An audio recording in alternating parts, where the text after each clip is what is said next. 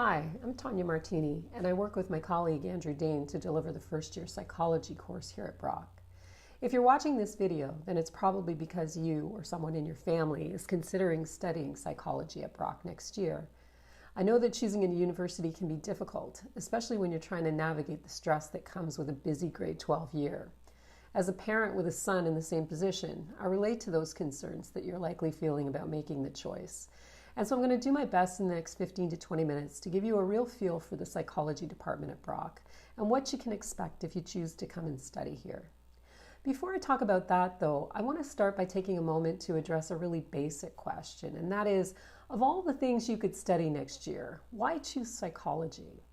Now, usually when I tackle this question with high school students and their parents, I focus on the fact that one of the real advantages of a degree in psychology is that it keeps a lot of doors open for students.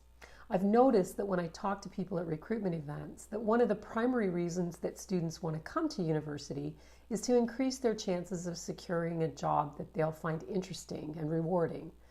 But the second thing that I notice is that many of them aren't 100% sure about exactly what that job's going to be. So when I talk to people, I try to provide some examples of all the different career directions that Brock psychology students have pursued. For example, we have a number of students who go on to pursue a variety of careers in business, sometimes after completing an MBA or a more specialized certification in areas like human resources.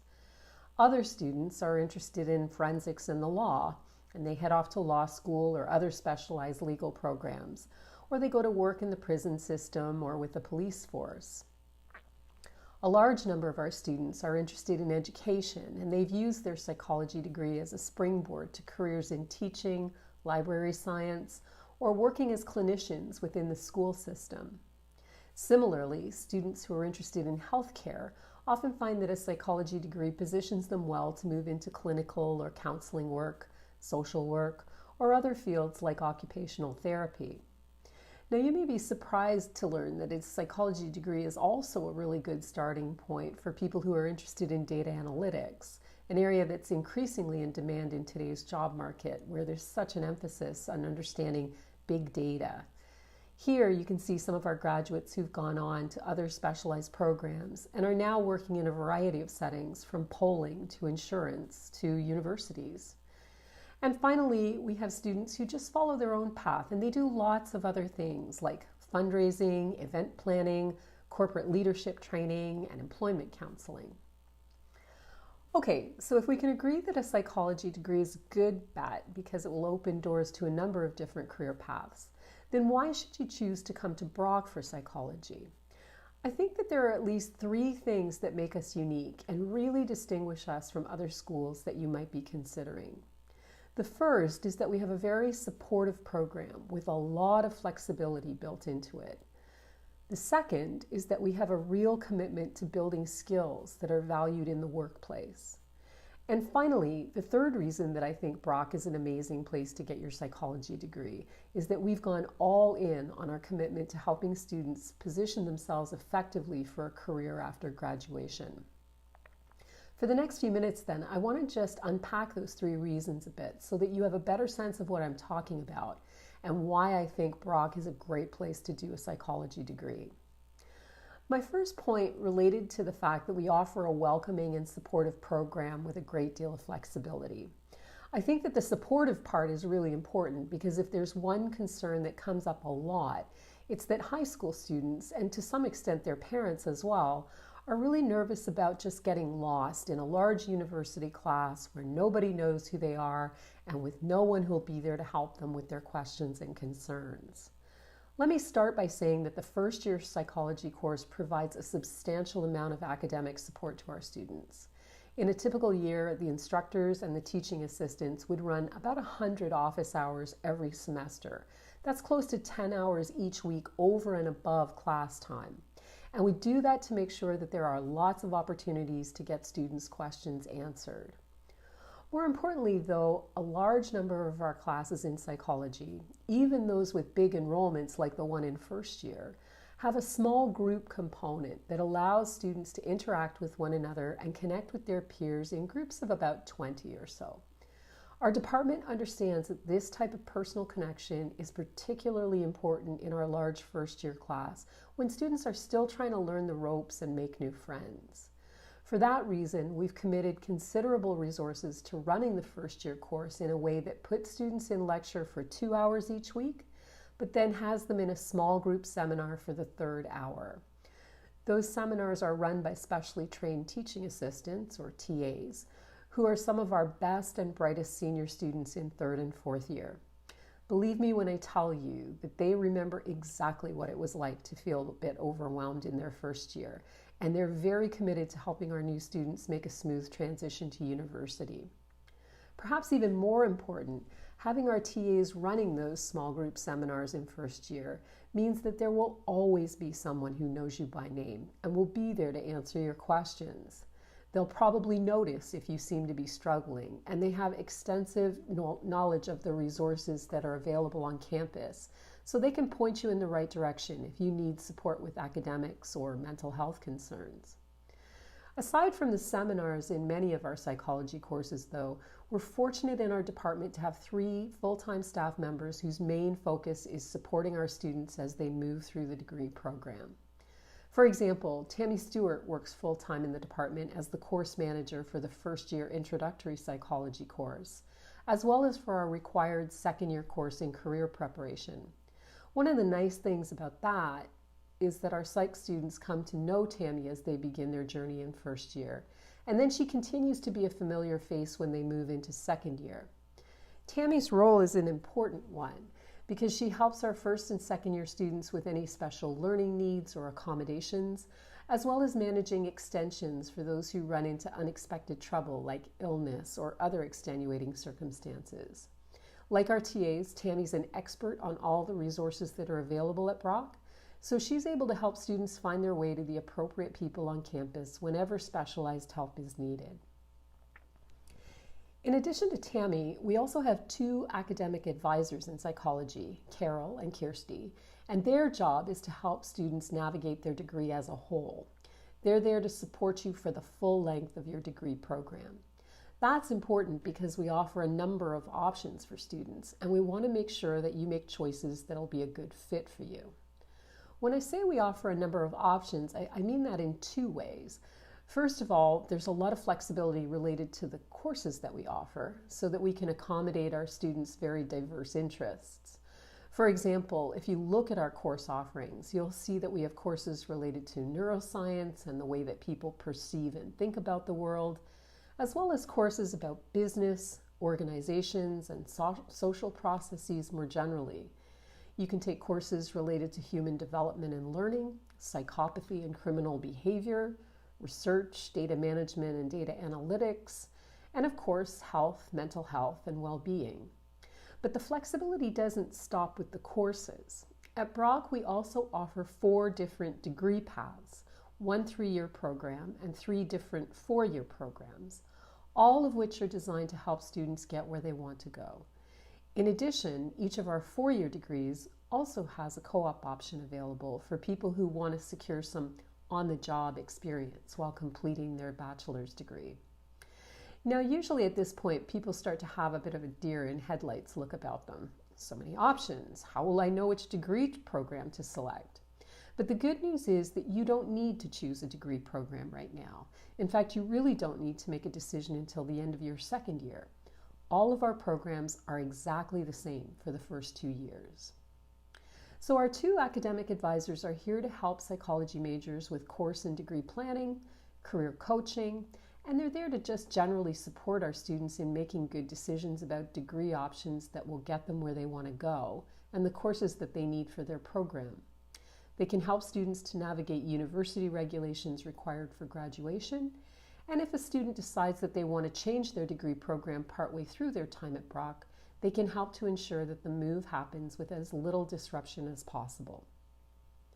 Okay, so we've talked about the fact that the program is designed to be flexible and provide students with a lot of support, especially in first year. The second of the 3 reasons that I think you should study at Brock relates to our commitment to ensuring that you get the skills that you need to be successful, regardless of what your future goals are.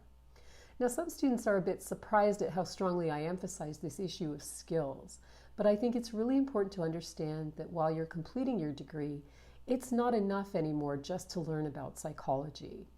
Getting a job that you're really invested in means that you also need to have the kinds of skills that are important in the workplace, like teamwork, leadership, critical thinking, and communication. In our department, we offer a lot of opportunities to work on building skills that will be attractive both to employers at the end of your degree, as well as to admissions committees who review applications for master's programs, for example, if you decided that you wanted to go on in school after finishing your bachelor's degree. One of the key ways that we build skills is through our co-op program and other real-world experience-based learning opportunities. Students in the co-op stream are able to secure work placements through the co-op office, but they're also able to search out their own placements if they have an idea about where they'd like to work. And even if you aren't in the co-op stream, there are other courses in our program that offer experiential learning opportunities. For example, students in our fourth-year course in Atypical Children's Development complete volunteer hours in Brock's Special Needs Activity Program, or SNAP, which serves kids with developmental disabilities in the Niagara region. Our second-year career preparation course, which I'll talk more about in a moment, also has a required experiential education component that's designed to give students hands-on experience in an area that they think they'd like to pursue as a career. And I noted earlier that our first-year seminars are led by teaching assistants who are in third and fourth year. This is a really amazing experiential education opportunity that most universities simply can't offer. Students who work as teaching assistants take on a considerable amount of responsibility and learn a great deal about leadership and mentorship, including how to facilitate good discussions in groups of very diverse people, how to resolve conflict, and how to provide good feedback. Aside from emphasizing hands-on learning, a second way that the department has committed to helping with skill development relates to those small group learning opportunities that I spoke about earlier. I noted that we have small seminars in first year, but there are a number of other courses in our department that also include either a seminar or a lab-based component. From an instructor's point of view, small group seminars and labs are a great opportunity to build skills because they allow for students to have a much more active role in their learning. They have a chance to work on their ability to articulate themselves, they get to work with others on projects that help with teamwork skills, and they get to engage with real-world problems and test out their critical thinking. For those of you who are more interested in the natural sciences, we also have some world-class labs where you'll get hands-on experience using state-of-the-art equipment. Finally, regardless of your interests, there are a lot of opportunities for students to get involved in the research that's going on in the department. A number of my colleagues have very active programs of research looking at everything from the effects of hormones on human behavior to the intricacies of human vision, from face perception to prejudice and discrimination, and from bullying to psychopathy and children's ability to testify accurately in a courtroom. All of them take on undergraduate research assistants to help out with their studies. And even if you have no interest in becoming a researcher yourself, many of the skills you can foster by working as part of a research team can very easily be applied to other kinds of career paths. Okay, so I've talked a bit about our supportive and flexible program. I've talked about the opportunities that we offer to help students develop important career-related skills. And so now I'd like to just wrap up by talking about an element of our program that I think really distinguishes us from every other psychology department in the province, if not the country. So the final point that I want to make then has to do with our department's commitment to making sure that when you're finished your degree, you'll know how to go out and sell it. Now, this is the point where I think high school students probably think I'm a bit bonkers. After all, they haven't even started their degree, and here's me talking about being well positioned to use it after they graduate. I want you to bear with me through this last point, though, because I think it's really important. Our department started thinking carefully about career preparation about 10 years ago, and although I won't take any credit for the initial idea, what I will tell you is that when it was first floated that we might consider offering a course in this area, I was all over it because I had just seen too many students in my office telling me that they were nervous about graduation because they had no idea how to talk to people about this degree that they'd just spent 4 years and tens of thousands of dollars on. They had no clear idea how they were going to leverage all that work and money, and that's just not okay. I think it's a sign of just how seriously we take students' future goals that our department offers not one, but 2 courses in career preparation. The first one comes in second year, and it's mandatory for all psychology majors. This course includes an experiential learning component that has every student take on a 40-hour volunteer placement with a community-based organization that aligns with the direction they'd like to go in after graduation. So we've had students work on crisis hotlines, they've worked as tutors in after-school programs, they've worked with police forces, speech therapists, human resources departments, and agencies like Family and Children's Services. And the course is intended to be very practical. Students are videotaping practice interviews and working on resumes, cover letters, and LinkedIn profiles. And small group seminar discussions are focused on professional communication, for example, like writing clear emails. We also get students to start thinking hard about their skill set in that course, including the kinds of skills that will be valuable in their career of choice, and where they can start to get those experiences while they're completing their degree. And during this time, they're getting continuous feedback from both teaching assistants and their peers so that they have some sense of how they're coming across and how they can improve. But our commitment to career preparation doesn't stop in the second year. We also have a 4th-year course called the Transition to Work that students take in their last semester. This course provides a space in the degree where we encourage students to just stop and think about what they have been doing for the past 4 years. What course experiences have they had? What volunteer work have they done? What jobs have they done for pay? And how can they pull all of those learning experiences together in ways that really highlight the skills that they've developed, either for interviews with potential employers or postgraduate admissions committees? In this course, students research potential careers and they carry out informational interviews with people who are working in their field of interest. They go back and they rework their LinkedIn profiles, their resumes and cover letters, and they have another opportunity to practice their interview techniques and get feedback. They also learn basic website design skills while creating an electronic portfolio that draws their experiences together and showcases their knowledge and their skills.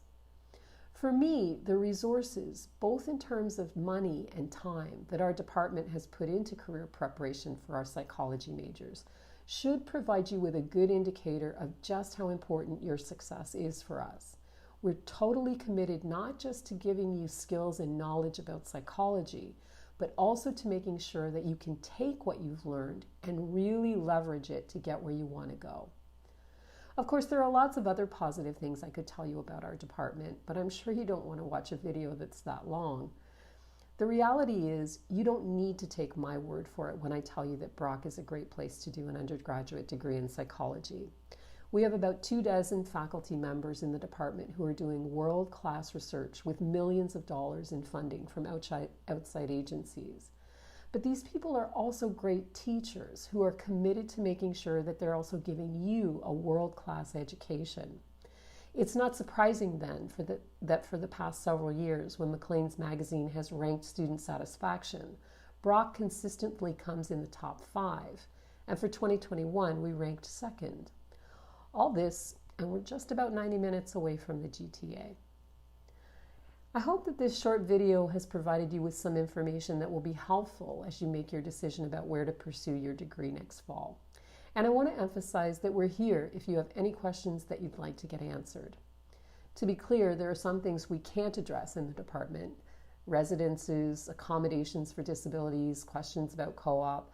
All of those should be directed to the appropriate departments at Brock. But if you have questions about psychology, either the first-year course or the degree more generally, please don't hesitate to get in touch, and we'll do our best to get you the answers that you need. I'll finish by just wishing you the very best of luck for the coming year, and saying that I hope that we have the opportunity to welcome you to our department at Brock in the fall.